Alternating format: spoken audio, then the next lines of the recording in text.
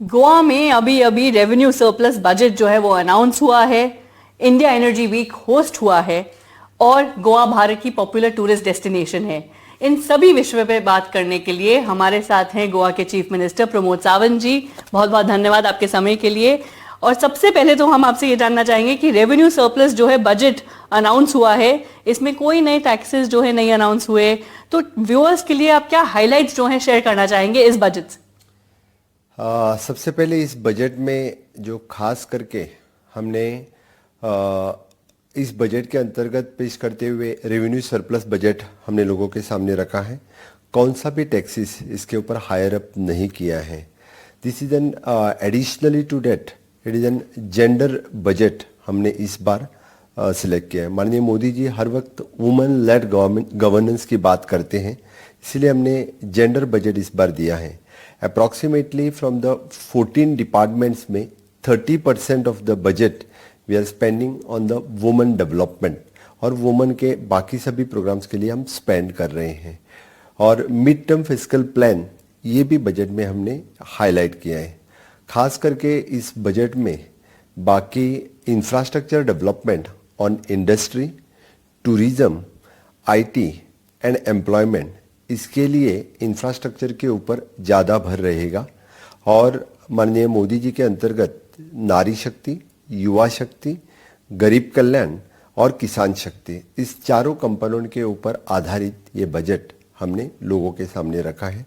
Definitely ये budget जो विकसित भारत 2047 की उसी तरह से विकसित गोवा 2047 के लिए नींव रखने वाला बजट रहेगा।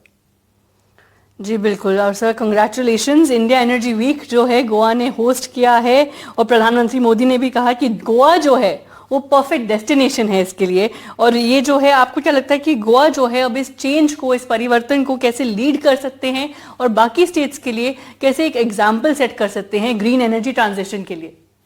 जी हाँ, कि इंडिया एनर्जी वीक जो 2024 हॉनरेबल प्राइम मिनिस्टर ने 6 तारीख को इनॉग्रेट किया। 4 दिन के लिए प्रोग्राम यहाँ पे चलेगा। Almost more than 100 countries are participating in this India energy week. खुद मैं माननीय प्रधानमंत्री के साथ इनॉग्रेशन के कार्यक्रम में यहाँ पे था।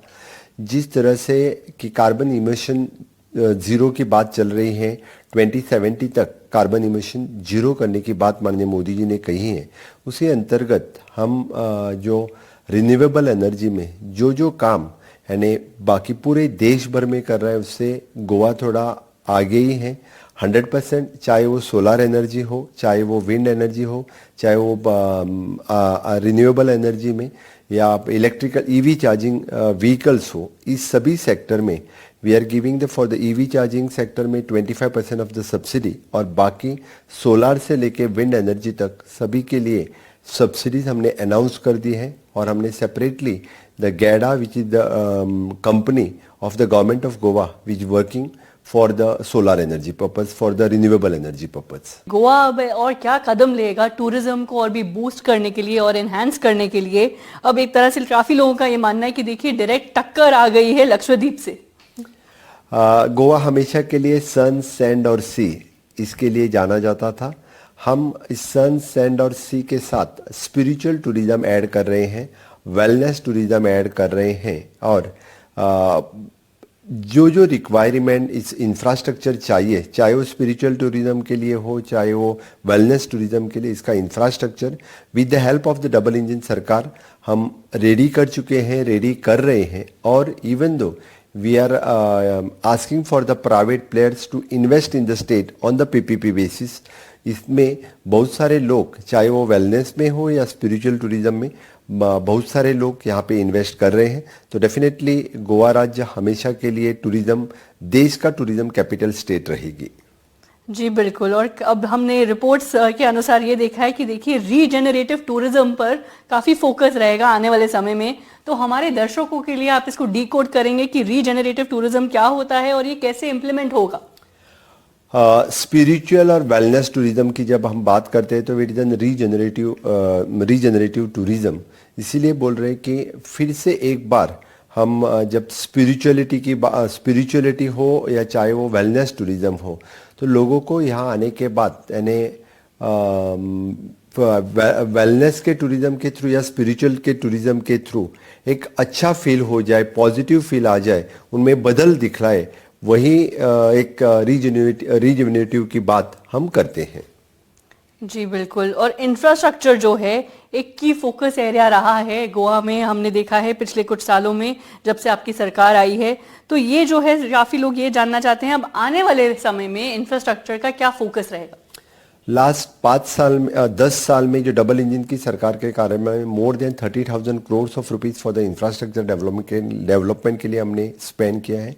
चाहे जितने सारे roads, bridges, super speciality hospital, tourism project जो दिखते हैं, इसी डबल इंजन के कार्यकाल में हमने बनाए हैं।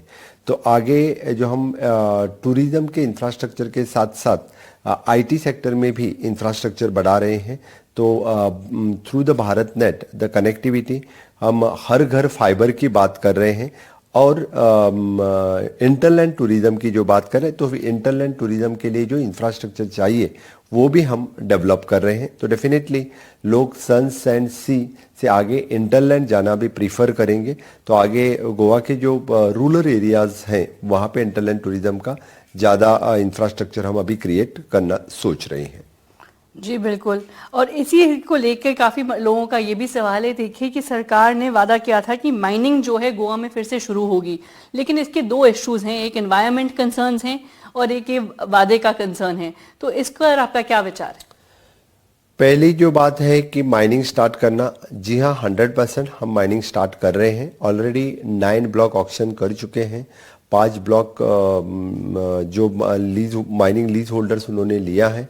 और हमने हमेशा के लिए बात की है कि सस्टेनेबल माइनिंग हम करने वाले हैं। जो सस्टेनेबल की माइनिंग है, माइनिंग की बात है, with in that period that much lease period में उतना ही ऑक्शन करना, which call the sustainable mining, which is without damaging the environment. जो लोग वहाँ पे रहते हैं उनको कुछ हानि न पहुँचते हुए सस्टेनेबल माइनिंग के ऊपर फोकस रहेगा। जी बिल्कुल। सो सस्टेनेबल माइनिंग जो है अब फोकस रहेगा। लेकिन काफी लोगों का ये भी ये सवाल है कि देखिए अब 2 मिनिस्टर जो हैं उन्हें हटाया गया है या रिमूव हुए हैं एक तरह से, तो ये लोकसभा पोल्स पर इसका क्या असर रहेगा? किसी को हटाया नहीं है, सिर्फ हमारे एक मिनिस्टर्स ने रिजाइन किया है। It is an party has requested him, so because of the to accommodate some senior MLAs into the cabinet, so on the request of the party he has resign. और नए एक new senior MLA को हमने minister किया है। बाकी और कौन से भी रीशफल नहीं हुआ है। 100% इसका असर आने वाले इलेक्शन पे कुछ नहीं होगा। आने वाले इलेक्शन में भारतीय जनता पार्टी गोवा के दोनों सीट हम बड़े मार्जिन के साथ जीत रहे हैं। जी। और अपस्किलिंग एजुकेशन जो है ये फोकस एरियाज काफी लोग बात कर रहे हैं कि देखिए मेडिकल कॉलेजेस जो हैं इस पर भी काफी फोकस है आने वाले समय में। तो क्या कोई कॉन्क्रीट नंबर है जिस पर हम बात कर सकते हैं, क्योंकि काफी सारे स्टूडेंट्स हमने देखा और काफी सारे जो यूथ हैं गोवा में वो इसके बारे में भी जानना चाहते हैं। एजुकेशन सेक्टर में हमेशा स्किलिंग, रीस्किलिंग, अपस्किलिंग की बात हम करते हैं। प्राइवेट यूनिवर्सिटी बिल पास करके हमने प्राइवेट यूनिवर्सिटी गोवा में इनवाइट किया है। आज तक 5 private university proposal had given. Already the 2 universities have started their work. Beside this, there is a National Forensic Science University, the International School of Law, NIT का बहुत बड़ा कैंपस, IIT का बहुत बड़ा कैंपस। इसके सिवाय the Goa medical college, Goa engineering college, ये सभी कॉलेजेस पहले से गोवा में हैं। और फिर भी जो न्यू कैंपसेस गोवा में आना चाहते हैं उनका हम वेलकम करते हैं। और हमेशा के लिए the Goa is developing as a education hub. तो आगे भी जो कोई एजुकेशन इंडस्ट्री में इन्वेस्ट करना चाहते हैं उनका हम वेलकम करते हैं। जी बिल्कुल। और जो टूरिस्ट के कंसर्न्स हैं और गोवंस के जो कंसर्न्स हैं कल्चर और हेरिटेज को लेकर, इसको हम कैसे बैलेंस कर सकते हैं सर आने वाले समय में? जो यहाँ का टूरिज्म जो बढ़ते आया है, with is always the people are preferring for the green Goa, clean Goa. और यहाँ का कल्चर मेंटेन करते हुए टूरिज्म बढ़ना चाहिए, यही सोच सरकार की है। और हमेशा के लिए यहाँ की कल्चर हेरिटेज हमने रखी है, वही मेंटेन रखने के लिए सरकार का प्रयास रहेगा। जी। और जो 28% जीएसटी है कैसीनोज पर, ये भी एक काफी इशू रहा है, एक फ्रिक्शन पॉइंट रहा है एक तरह से, तो इस पर आपके क्या विचार है? जी नहीं, बिल्कुल। जो गवर्नमेंट ने 28% इम्प्लीमेंट करने के लिए कहा तो हमने तुरंत उसका बिल पास कर दिया है। यानी पहले ऑर्डिनेंस निकाला था, अभी बिल पास कर दिया। That will give the revenue for the state. Right. ये जो एब्सेंस है ऑफ ओला उबर गोवा में और एक स्ट्रॉन्ग टैक्सी यूनियन जो है, ये जो है ये भी एक की फ्रिक्शन पॉइंट है एक तरह से। इसका सोल्यूशन, इसका हल जो है हम कैसे निकाल सकते हैं? दो चीज़ है। हमने गोवा माइल्स बोल के नया ऐप गोवा में लॉन्च किया है, उसको बहुत अच्छा प्रतिसाद मिल रहा है। और even though the meter taxi जो गवर्नमेंट की तरफ से वो भी हमने स्टार्ट कर दिए हैं। तो अभी गोवा के जो टैक्सी यूनियन और इनको पता चला है, they want to come on the app based taxi. और मुझे लगता है ऑलमोस्ट 50% लोग ऐप बेस्ड टैक्सी पे आए हैं और कुछ दिनों में all the people will come on the app based taxi. This issue will resolve separately, यानी all will come on the app based, then there is कोई इशू नहीं रहेगा। कोई इशू नहीं रहेगा। काफी सारे टूरिस्ट और जो गोवंस हैं वो ऑफ कोर्स ये जवाब बहुत ध्यान से सुन रहे होंगे। लेकिन जो स्टार्टअप कल्चर है और जो इन्वेस्टमेंट हब जो है गोवा को बनाने का जो एम है सर, इस पे जो काफी लोग बोल रहे हैं कि अच्छा work place on the beach का भी एक कॉन्सेप्ट जो है शायद आएगा आने वाले समय में, तो हमारे व्यूअर्स के लिए ये कैसे आएगा, कब तक इम्प्लीमेंट होगा, क्या ख्याल है आप? गोवा में स्टार्टअप पॉलिसी हम हमारे आईटी डिपार्टमेंट के थ्रू प्रमोट कर रहे हैं और हमेशा के लिए IT policy, the startup policy, इनके लिए बहुत अच्छा प्रतिशत गोवा के जो आईटी यूथ है, आईटी रिलेटेड इंडस्ट्रीज में जितने यूथ हैं वो उसके बेनिफिट्स भी लेते हैं। No doubt it is an work from Goa. ये जो बात हमने की है, इसके लिए the workplace at the beach side हम पहले गवर्नमेंट की तरफ से बना रहे हैं। कुछ एक आधे साल में ये बन जाएगा। Then the so many people will come to enjoy the Goa also and to work from Goa, work from beaches. ये कंसेप्ट हम एस्टाब्लिश करना चाहते हैं। सरकार कम से कम समय में ये वर्क फ्रॉम बीचेस या वर्क फ्रॉम गोवा ये कंसेप्ट एस्टाब्लिश करेगी। जी बिल्कुल, ईज ऑफ डूइंग बिजनेस या बिजनेस विद प्लेजर जिसे कहा जाता है, वो भी अब जल्द इम्प्लीमेंट होगा गोवा में। टूरिज्म तो है ही है। तो ये जो है टॉप 3 फोकस एरियाज आने वाले समय में, अगर मैं आपसे पूछूं टॉप 3 फोकस एरियाज जो है वो क्या रहेंगे?